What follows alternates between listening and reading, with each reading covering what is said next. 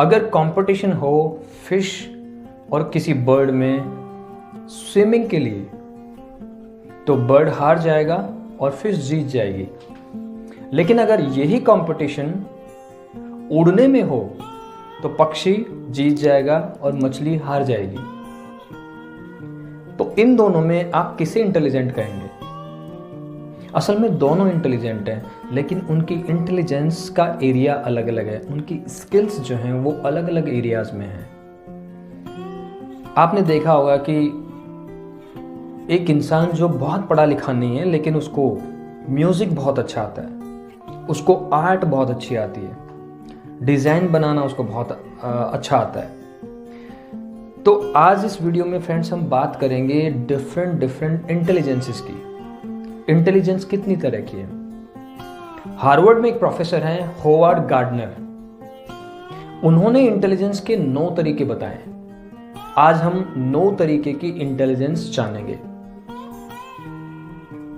आपने देखा कि सचिन 10th क्लास में बहुत अच्छा परफॉर्म नहीं कर पाए, लेकिन जब उनको क्रिकेट की दुनिया में भेजा गया तो वो नंबर 1 बन गए। किसी बच्चे ने अगर स्कूल में अच्छा परफॉर्म नहीं किया है, इसका मतलब ये नहीं है कि वो किसी काम का नहीं है। थॉमस एडिसन को बचपन में उन्हीं के टीचर ने बोला था कि this child is too stupid to learn anything. और आज जिस रोशनी को हम एंजॉय कर रहे हैं वो उन्हीं थॉमस एडिसन की देन है। तो फ्रेंड्स शुरू करते हैं मल्टीपल इंटेलिजेंस की थ्योरी। पहली जो इंटेलिजेंस है वो है लिंग्विस्टिक इंटेलिजेंस।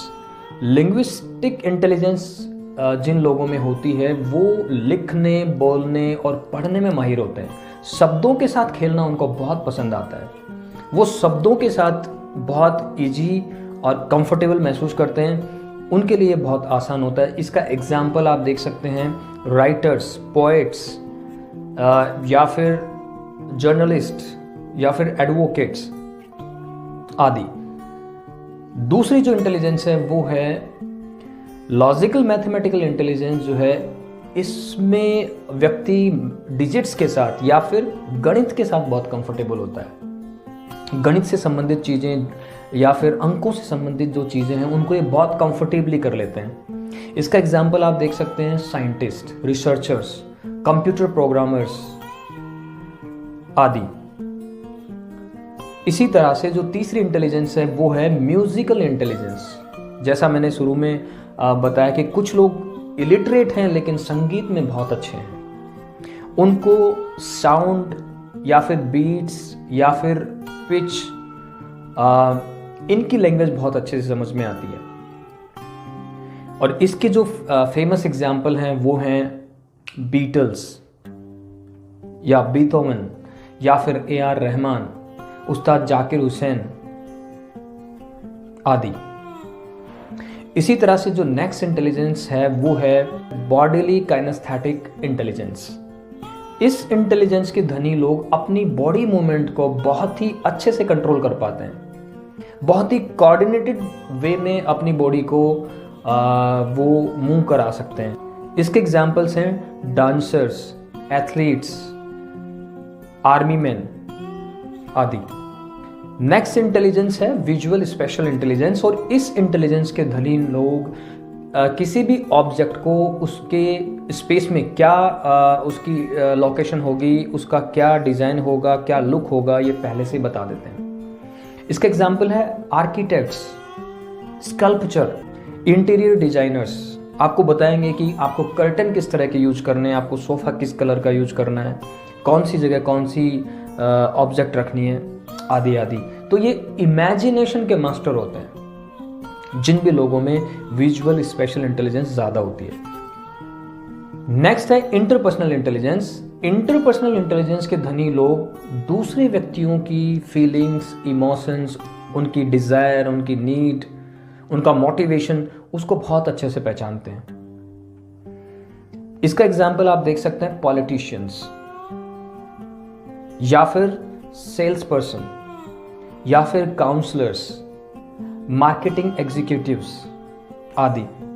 और यही वजह है कि वो दूसरों को समझकर अपना प्रोडक्ट सेल कर पाते हैं।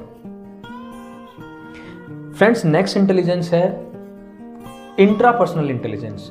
इंट्रापर्सनल इंटेलिजेंस वाले व्यक्ति खुद के बारे में बहुत अच्छे से अवेयर होते हैं, खुद की कमियां, खुद की खूबियां, खुद का मोटिवेशन, खुद के फीलिंग्स, इमोशंस आदि, जैसे कि फिलोसोफर्स, राइटर्स आदि। नेक्स्ट जो इंटेलिजेंस है वो है नेचुरलिस्टिक इंटेलिजेंस।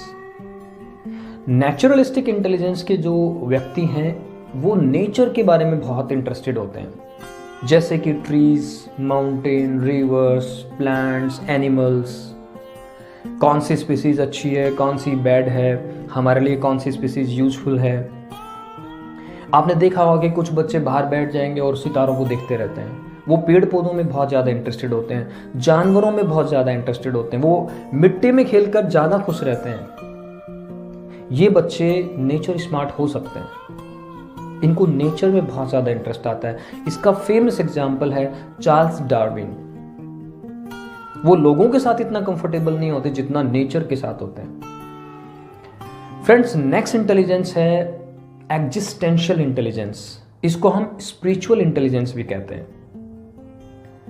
इस तरह की इंटेलिजेंस के लोग लाइफ के जो फंडामेंटल क्वेश्चंस हैं, बेसिक क्वेश्चंस हैं, उनके बारे में रिसर्च करते हैं, उनके बारे में सोचते हैं, समझते हैं।